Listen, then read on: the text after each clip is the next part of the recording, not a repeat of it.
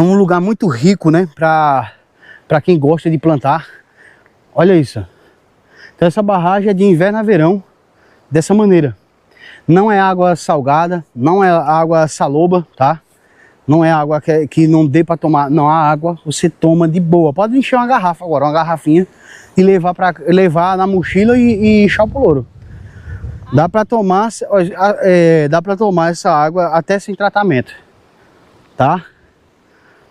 Que pior do que essa água aqui era a água do barreiro que a gente tomava, que é água mais pouco, né, em barreiro. Quem morou no interior sabe que a água de barreiro é um barreirinho, às vezes o cabo vai lá, tem um sapo morto dentro do barreiro e mesmo assim o pessoal toma a água, né? Então aqui é a barragem de Sirigi, que fica localizada em Vicência, né? No caso no interior, zona rural, né, pessoal? Na zona rural de Vicência, tá? Olha isso.